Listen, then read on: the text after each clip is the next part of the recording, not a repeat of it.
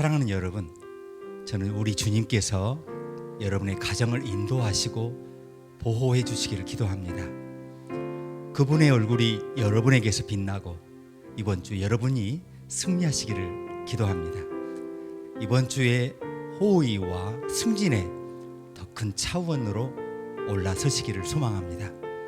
이번 주에 평화와 풍요와 거룩한 도움을 경험하시기를 바랍니다. 마음의 모든 소망이 이루어지시기를 바랍니다. 충만한 한 주 되시기를 기도합니다. 함께 기도하시겠습니다.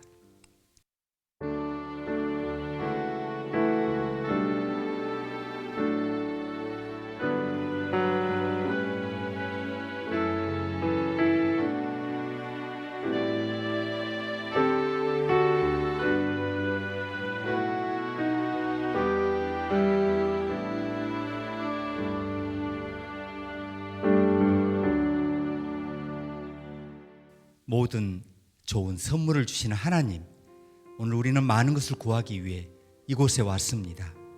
평화를 얻고 치유를 얻고 인생의 답을 얻고 바른 질문을 찾기 위해 왔습니다. 오늘 주님께서 우리에게 필요한 것, 우리의 가장 깊은 배고픔을 위한 음식을 주실 것을 믿사오며 예수님의 이름으로 기도합니다. 아멘.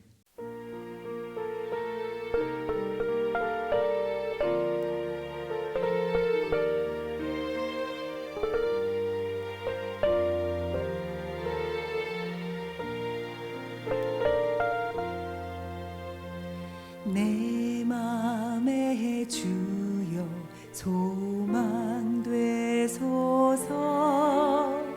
주 없이 모든 일 헛되어라. 밤에나 낮에나 주님 생각, 잘 때나 깰 때 함께 하소서. 세상의 영광 나 안 보여도 언제나 주님은 나의 기억. 주님만 내 맘에 계시오니 영원한 주님 참 귀하여라.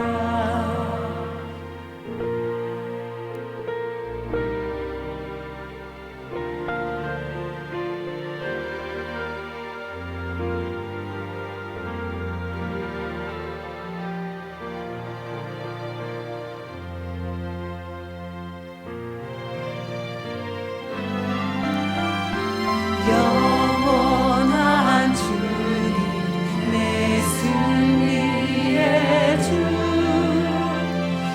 하늘의 기쁨을 주옵소서.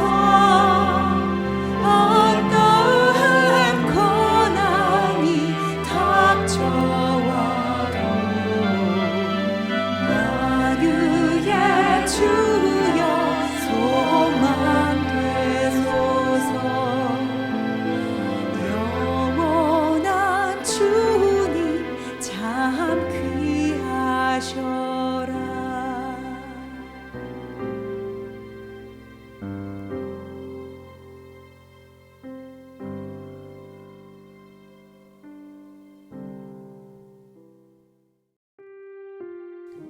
자비로우신 주님, 우리는 주님의 사랑이 무한하시며 우리 삶의 모든 영역에 관심을 갖고 계신 것을 압니다.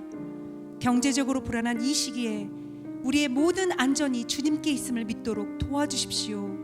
주님이 항상 우리의 필요를 공급하시는 것을 고백합니다. 주님 없이 우리는 아무것도 할 수 없습니다.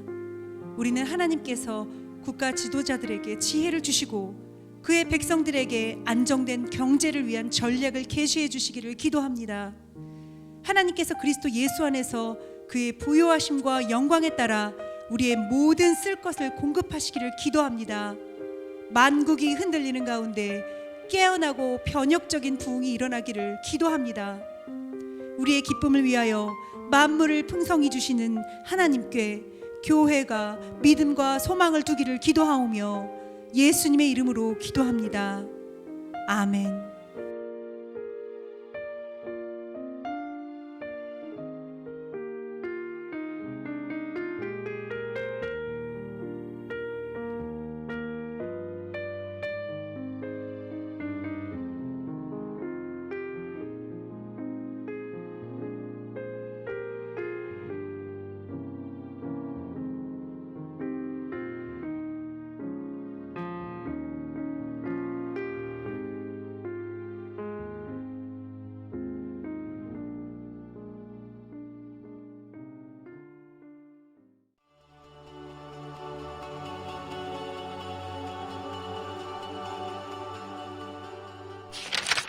무리 중에 한 사람이 이르되 선생님, 내 형을 명하여 유산을 나와 나누게 하소서. 이 사람아, 누가 나를 너희의 재판장이나 물건 나누는 자로 세웠느냐? 하시고 그들에게 이르시되 삼가 모든 탐심을 물리치라. 사람의 생명이 그 소유의 넉넉한 데에 있지 아니하니라. 또 비유로 그들에게 말하여 이르시되 한 부자가 그 밭에 소출이 풍성하매 심중에 생각하여 이르되 내가 곡식 쌓아둘 곳이 없으니 어찌할까 하고 또 이르되 내가 이렇게 하리라. 내 곡간을 헐고 더 크게 짓고 내 모든 곡식과 물건을 거기 쌓아두리라. 또 내가 내 영혼에게 이르되 영혼아, 여러 해 쓸 물건을 많이 쌓아두었으니 평안히 쉬고 먹고 마시고 즐거워하자 하리라 하되 하나님은 이르시되 어리석은 자여, 오늘 밤에 내 영혼을 도로 찾으리니 그러면 내 준비한 것이 누구의 것이 되겠느냐 하셨으니 자기를 위하여 재물을 쌓아두고 하나님께 대하여 부요하지 못한 자가 이와 같으니라. 또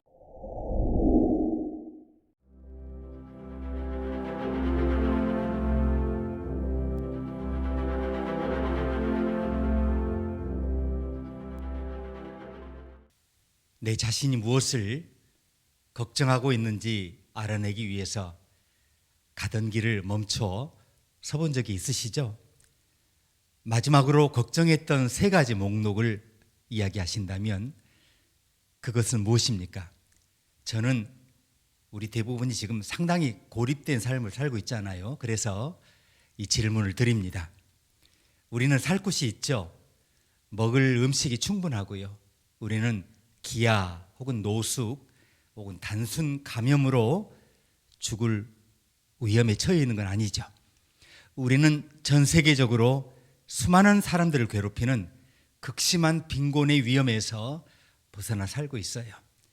저와 여러분은 세계 인구의 거의 10%에 해당하는 그 그룹에 속해 있어요. 우리 대부분이 불평하는 문제는 그래서 생명을 위협할 정도는 아닙니다. 사실 우리가 겪고 있는 문제는 다른 세계에서 사람들이 겪는 것에 비해서 너무 미미하죠. 세계 문제는 우리에게 위협이 아니라 불편에 불과해요. 그 불편은 너무 많이 가졌으면서도 감사하지 않은 데서 오는 겁니다. 우리 모두는 빈곤과 기아와 적절한 의료 서비스 부족 등 제3세계 문제에 대해서 잘 알고 있어요. 그러나 우리가 살고 있는 제1세계의 문제는 뭐라고 보십니까? 오늘 본문은 제1세계 문제 가운데 고통을 받고 있는 한 남자에 관한 건데요. 비록 우리가 이 이야기에 나오는 사람과 같은 문제를 겪지 않을 수도 있지만 우리도 그와 같은 사고방식을 가지고 있을지 몰라요. 예수님은 그 점을 알고 계신 것 같아요. 예수님께서 무리에게 둘러싸이셨고 그 중에 한 사람이 질문을 합니다. 선생님, 내 형을 명하여 유업을 나와 나누게 하소서.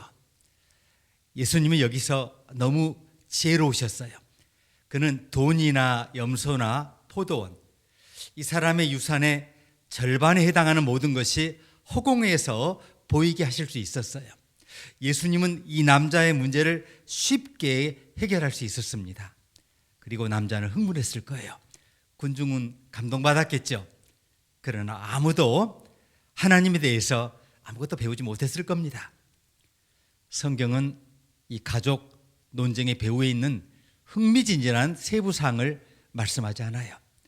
아버지가 유언장을 남기지 않고 돌아가셨을 수 있고요. 아니면 야곱과 에서의 경우처럼 형제간에 어떤 속임수가 있었을지도 몰라요. 그러나 그 남자의 요구가 완전히 틀린 것은 아니었어요. 유대인 랍비들은 종종 재판관으로 초청을 받아가지고요 분쟁을 해결했는데, 그러나 예수님이 대답하셨습니다. 누가 나를 당신의 재판관으로 삼고 그런 일을 결정하게 하였습니까? 조심하세요. 당신에게 없는 것을 항상 바라지 마세요. 실생활과 실제로 살아가는 것은 우리가 얼마나 부유한가와 관련이 없습니다. 자, 그런 다음 예수님은 어리석은 부자의 이야기를 계속하십니다. 우리는 이 이야기를 들어 잘 알고 있어요. 부자에게는 넘쳐나는 헛간이 있어요. 그는 더 큰 헛간을 짓기로 결정했어요. 그는 속으로 이렇게 말하죠. 내 영혼아, 여러 해 쓸 물건이 많이 쌓여 있다. 이제 편히 쉬면서 먹고 마시고 즐기자. 예수님은 어리석은 사람아, 오늘 밤에 내 영혼을 도로 찾아가면 내가 지금까지 쌓아둔 것이 네 것이 되겠느냐고 물으시고 그렇다고 결론을 내리셔요. 돈이 축복이 될 수도 저주가 될 수도 있음을 우리가 알아야 해요. 다툼으로 인해서 가족들이 서로 말을 끊는 것은 돈이 저주가 될 수 있다는 정말 명백한 증거죠. 그리고 우리 모두는 부유하지만 삶이 불편한 사람들을 보고 있습니다. 저와 여러분의 삶에 좋은 일이 많이 일어나고 있습니까? 좋은 것이 너무 많으면 나쁜 것이 될 수 있어요. 특히 우리가 추구하는 좋은 것들이 하나님께서 우리를 위해 의도하신 삶에서 우리를 정말 산만하게 한다면 그것은 분명히 나쁜 결과로 이끌 거예요. 예수님이 이야기에는 어리석은 일을 하는 사람들이 많이 있는데요. 그러나 이것은 예수님이 어떤 사람을 직접 미련한 자라고 말씀하신 유일한 거예요. 꽤 내용이 심각하죠? 여기서 어리석은 사람에 대해 사용된 그리스어 단어는 문자적으로 내적 관점이 없는을 의미해요. 성경은 어리석은 삶과 지혜로운 삶의 목록을 모두 썼는데요. 그리고 어리석은 행동은 거의 항상 하나님의 관점 없이 사는 것으로 귀결되고요. 어리석은 자는 오직 자신만을 위해, 그리고 오직 한순간만을 위해 사는 것을 이렇게 말씀을 합니다. 저와 여러분은 인생의 끝에 도달하고 주님으로부터 바보라고 불리기를 원하십니까? 저는 아닙니다. 그러므로 어리석은 사람의 관점과 하나님의 관점의 차이점을 한번 우리가 진지하게 살펴보겠습니다. 첫 번째, 어리석은 자는 자신의 재산을 비축 문제로 여겼어요. 저축의 문제로 여겼어요. 어리석은 부자의 보물은 예수님을 따르는 자들의 보물과 대조되죠. 하나는 지구에 있고요, 다른 하나는 천국에 있어요. 우리가 저축한 것을 지출로 소모함으로 하나는 소진되죠. 다른 하나는 우리가 더할수록 계속 쌓여가요. 하나는 도둑을 막기 위한 보안 시스템이 필요하고요, 세금을 피하기 위해서 회계사가 필요해요. 그래서 불안해요. 다른 하나는 불안해서 우리를 자유롭게 하죠. 왜냐하면 하나님이 그것을 지켜주시기 때문에. 하나는 우리가 가져갈 수 없어요. 다른 하나는 우리가 끝까지 가져갈 수 있어요. 우리와 마찬가지로 그 재물은 영원하기 때문에. 돈은 다루는 방식에 따라 그래서 축복이 될 수도 있고 저주가 될 수도 있어요. 축복인 돈과 저주인 돈 사이의 결정적인 차이는 돈이 수단이냐 목적이냐 여기에 달려 있어요. 돈이 우리의 종이냐 주인냐에 달려 있어요. 그것은 우리의 도구입니까? 아니면 우리의 폭군입니까? 제1세기에서 넘쳐나는 물건 때문에 창고를 임대하죠. 그런데 맹목적으로 무언가를 비축하고 있다면 이게 진짜 우리의 심각한 사고방식의 문제라는 겁니다. 천재 작가 조이 데이비드만은 부유한 가정에 성장했는데요. 그녀가 30대가 돼서 예수님을 따르게 될 때까지 무신론자로 살았다고 해요. 그녀는 자신의 책에서 이렇게 썼어요. 탐욕과 탐심에서 비롯된 육체와 영혼의 파멸을 막을 수 있는 유일한 방법은 하나님을 너무나 원해서 다른 것에 대한 과도한 욕망으로 더 이상 괴로워하지 않는 것이다. 그렇지 않습니까? 더 많은 것을 원하고 더 많이 소유하려는 사고방식을 바꾸는 방법은 한 가지밖에 없다는 거예요. 그것은 우리가 더 이상 그것에 신경 쓰지 않을 정도로 하나님만을 원하는 겁니다. 하나님에 대한 우리의 사랑은 우리의 사고방식에 두 가지 변화를 가져와요.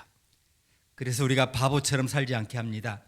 사고방식의 첫 번째 변화는 사랑과 희망과 평화와 기쁨처럼 돈으로 살 수 없는 것들에 대한 감사가 증가하는 거예요. 그것은 예수 그리스도 안에서 새 생명을 찾을 때 오는 성령의 은사죠. 우리가 얻는 사고방식의 두 번째 변화는 하나님의 사랑을 실제적으로 나누려는 소망을 갖게 된다는 거예요. 그래서 수많은 기독교인들이 병원과 고아원과 노숙자 보호소와 급식소를 시작하죠. 우리는 조슈아 베크라는 사람의 삶에서 이러한 사고방식의 변화를 발견해요. 조슈아 베크는 버몬트에서 사용하던 목사였는데요. 몇 년 전 그는 차고를 청소하고 차고에 물건을 쌓고 있었다고 해요. 그리고 그 아들은 앞마당에서 혼자 놀고 있었고요. 자, 그리고 그와 그의 이웃이 친근한 대화를 시작했는데요. 이제 잡담 가운데 베커가 이제 이렇게 말합니다. 우리가 소유한 것이 많을수록 그것이 우리를 더 많이 소유하는 것 같다. 그러자 이웃이 진지하게 거기에 대답을 했는데요.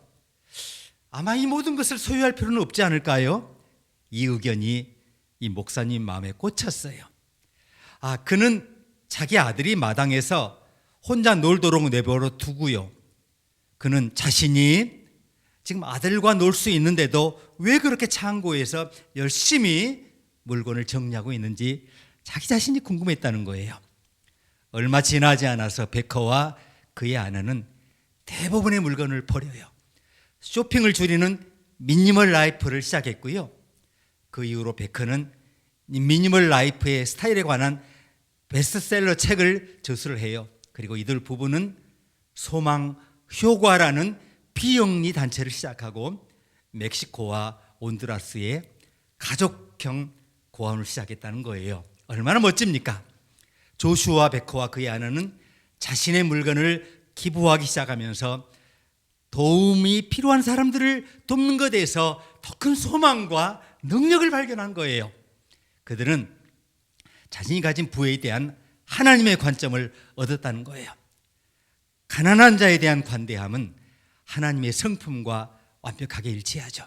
그리고 우리의 사고방식과 행동을 하나님의 성품에 맞추는 것이 어리석은 삶을 피하는 확실한 방법이라는 것을 우리가 배우게 됩니다. 그래서 하나님이 오늘 본문의 사람을 어리석은 사람이라고 부르신 첫 번째 이유는 이거잖아요. 그는 그의 부를 비축하는 문제로 보았지만 하나님은 그의 부를 사고방식의 문제로 보신 거예요. 오늘 가르침 두 번째, 이 사람을 바보로 만든 두 번째 것은 그가 하나님과 대화하기보다는 자신의 재정 상황에 대해서 이야기했다는 거예요.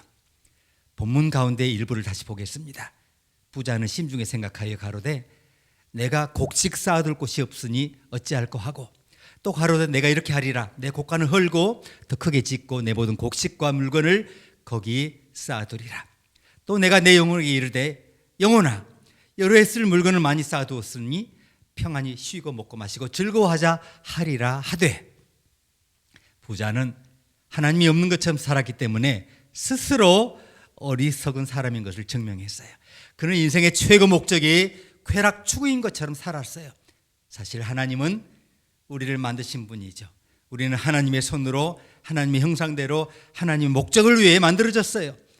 현명한 사람들은 이것을 알고 자신의 가치, 우선순위, 욕망, 행동을 하나님의 성품과 뜻에 맞추기 위해 매일 노력해요. 트리샤 메이어는 그 마이크로소프트사의 디지털 참여 연구 수석이사인데요. 그녀는 또한 예수님의 제자예요. 세계에서 가장 성공적인 회사가 아닙니까? 그 한 고위직에서 마이어는 이렇게 말해요. 부의 족쇄가 사람들의 삶을 질식시키고 있다. 이와는 대조적으로 메이어와 그녀의 가족은 관대한 기부가 기쁨과 자유로 이어진다는 것을 깨닫게 돼요. 오리건 포틀랜드의 작가 랜디 알콘이 이 트리샤 메이어를 인터뷰했어요. 자, 그리고 두 구절을 인용을 해요. 정말 인상적입니다. 그녀는 하나님의 사랑을 받고 하나님을 아는 것은 측량할 수 없는 재물을 얻는 것이다. 이 땅에서 필요한 모든 돈을 갖고 있다는 것은 다른 풀타임 직업을 갖는 것에 불과하다. 비교 대상이 없다 이렇게 말하고요. 자, 그녀에게서 얻은 두 번째 인상적인 인용문은 이건데요. 우리가 줄 때마다 우리는 우리가 가진 모든 것이 하나님께서 우리에게 주신 것임을 인정하는 것이다. 그분은 우리의 생명줄이며 모든 것의 근원이기 때문에. 자, 그는 우리의 생명줄이시자 모든 것의 근원이시다. 트리샤 메이어는 자신의 부를 사용하는 방식에서 예수님의 가르침과 모범을 따릅니다. 왜냐하면 그녀는 자신이 하나님의 사업에 돌려주는 것이 실제로 하나님의 부를 이해하는 거라는 것을 깨달았기 때문에. 자, 그리고 오늘 가르침 세 번째는 이 사람을 바보로 만든 마지막 사실을 알려줘요. 그는 자신의 부를 쾌락을 위한 기회로만 여겼고요. 하나님은 그의 재물의 기부의 기회로 여기셨어요. 돈이 목적인지 수단인지 구별하는 방법은 그것을 분배하는 방법에 달려있죠. 우리는 그것을 자신의 만족을 위해서만 사용합니까? 아니면 다른 사람의 삶을 축복하기 위해 사용합니까? 고귀한 목적을 위해 사용되는 돈이 최고의 목적을 가져다 준다는 거예요. 18절 21절을 다시 봅니다. 또 가로되 내가 이렇게 하리라. 내 곡간을 헐고 더 크게 짓고 내 모든 곡식과 물건을 거기 쌓아두리라.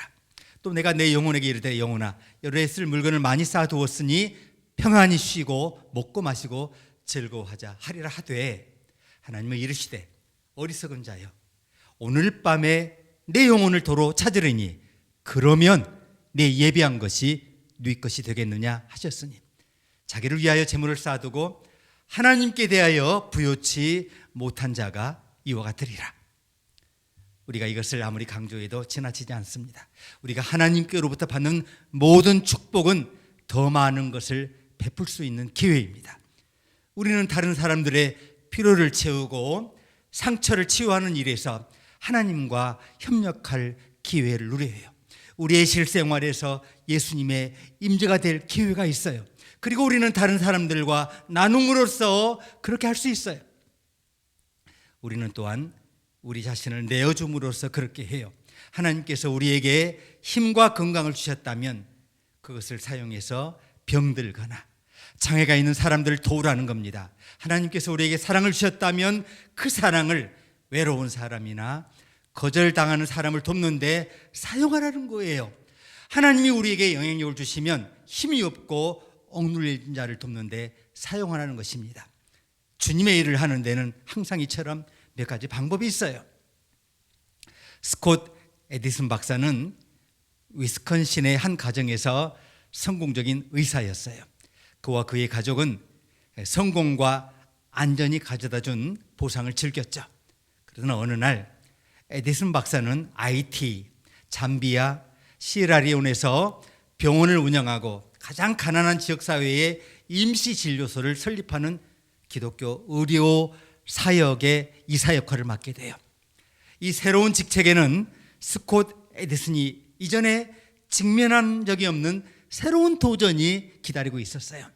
자, 때로는 요구사항이 압도적으로 많았어요. 그러나 그는 하나님께서 그에게 더 큰 목적을 위해서 그의 자원을 사용할 수 있는 기회를 주셨다는 것을 알고 너무나 기뻐서 고백을 합니다. 주님은 지구상에서 한 번의 기회를 얻었습니다. 왕국을 발전시키기 위해 할 수 있는 일을 저도 하고 싶습니다. 내 은사를 실제로 사용해서 하나님을 섬기는 위치에 오르기 위해 어떤 대가를 치르든 그만한 가치가 있는 것을 믿습니다. 저와 여러분은 인생의 끝에 도달해서 우리가 받은 것을 낭비했다는 평가를 받고 싶지 않아요. 저와 여러분은 한동안 하나님께서 우리가 상상할 수 있는 것보다 더 큰 목적과 계획을 갖고 계시다는 것을 알고 싶지 않았고 그것을 무시했었죠. 사실 그랬어요. 그럼 이제 어떻게 하나님의 관점을 취할 수 있습니까? 오늘 저와 여러분의 삶을 하나님께 드리는 거예요. 예수님을 나의 주님과 구세주로 영접할 뿐 아니라 일상생활에서 예수님의 모범을 따르기로 결심하는 것이에요. 하나님은 우리의 쾌락이나 안전을 추구하는 것보다 우리 삶에 더 큰 계획을 갖고 계세요. 그러나 우리가 우리의 삶에서 하나님을 신뢰하기 전에는 하나님이 우리를 통해 무엇을 하실 수 있는지 결코 알 수가 없어요. 한 남자가 예수님께 와서 지금 다툼이 있는 유언장에 대한 가족 분쟁을 해결해 달라고 요청을 했죠. 그 본문의 내용이잖아요. 예수님은 어리석은 부자에 대한 비유로 대답하셨어요. 그리고 그 과정에서 돈이 주인이냐 종이냐에 따라 축복이 될 수도 있고 저주가 될 수도 있다고 가르쳐 주셨어요. 우리는 물질적 소유물을 가장 사용할 수 있는 것은 우리가 떠난 후에도 계속 남을 무언가에 그것을 사용하는 것임을 배웠어요. 자, 이제 지혜롭고 행복한 사람이 있죠. 그는 자신의 삶에서 돈의 위치를 이해해요. 사랑하는 여러분, 우리 각자는 어떻습니까? 저와 여러분은 지혜롭거나 어리석은 것 중에 어느 쪽에 속했다고 말씀하시겠습니까? 함께 기도하시겠습니다.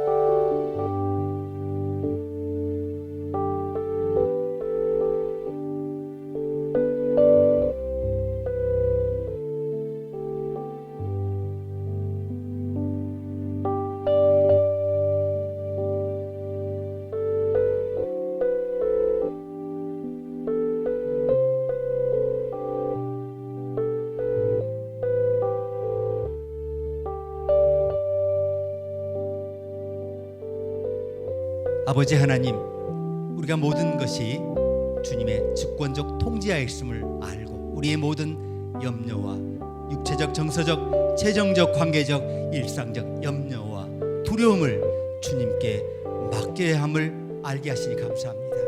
우리의 일상의 필요와 생필품에 대한 바른 태도를 개발할 수 있게 도와주시옵소서.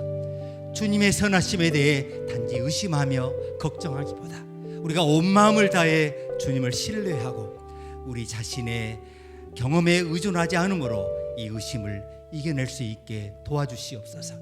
우리가 이 모든 일에서 주님을 신뢰하며 나아가도록 도와주시옵소서. 예수님의 이름으로 기도합니다. 아멘.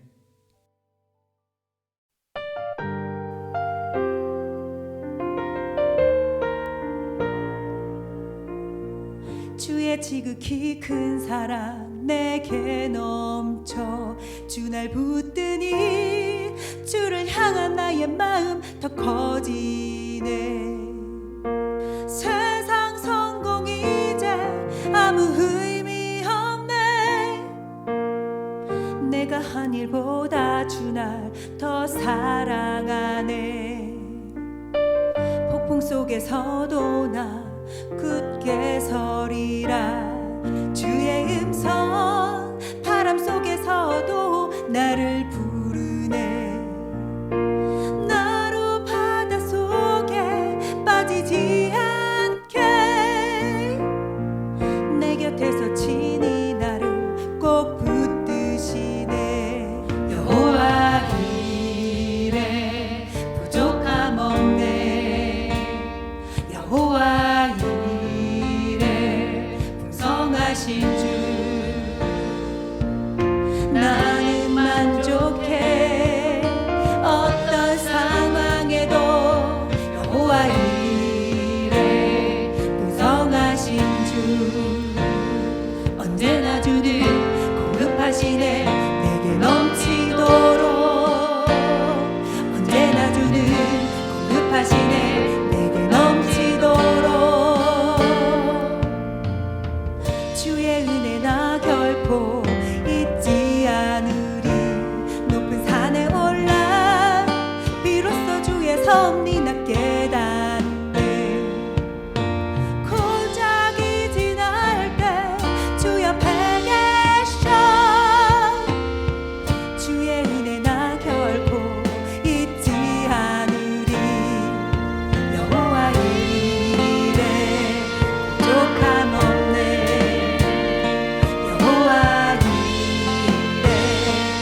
풍성하신 주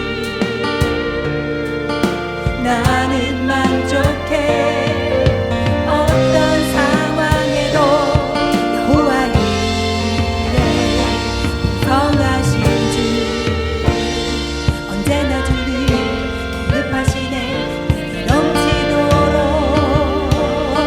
언제나 주를 공급하시네 내게 넘치도록 나 사랑받네 이미 선택받았네 난 확신하네 나는 주의 자녀 나 사랑받네 내 생각보다 크게 부족함 없네 부족함 없네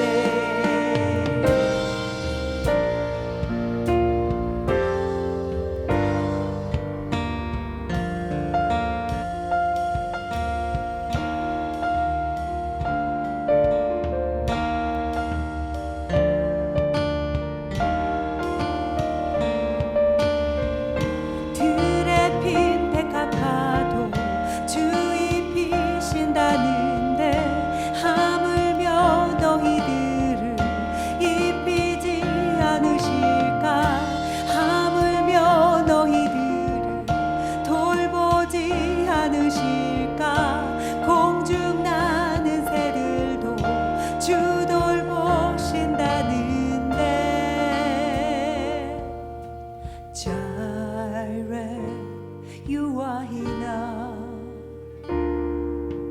Jireh, you are enough. 영원하신 아버지, 주님이 세상의 빛이시며 우리의 길을 인도해 주시는 것을 감사합니다. 땅과 그 아래 모든 것이 주님의 것임을 고백합니다. 세상과 세상의 모든 사람들이 주님의 것인 것을 고백합니다. 우리가 가진 모든 것이 주님 것임을 고백합니다. 우리 생명 또한 주님 것임을 고백합니다. 이제 주님이 우리에게 주신 소중한 것의 일부를 주님께 돌려드립니다. 다음 한 주간의 우리의 여정을 예비하시며 우리 발걸음을 인도하시고 우리 걷는 모든 길에서 우리를 지켜주시옵소서. 예수님의 이름으로 감사합니다. 아멘.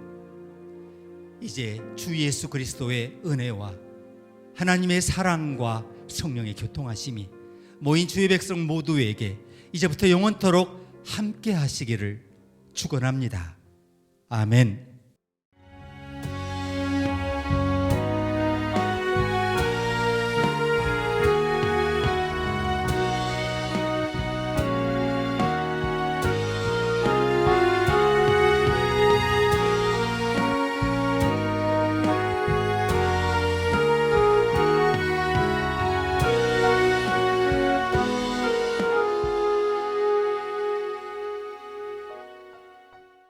여호와 이래 부족함 없네 여호와 이래 풍성하신 주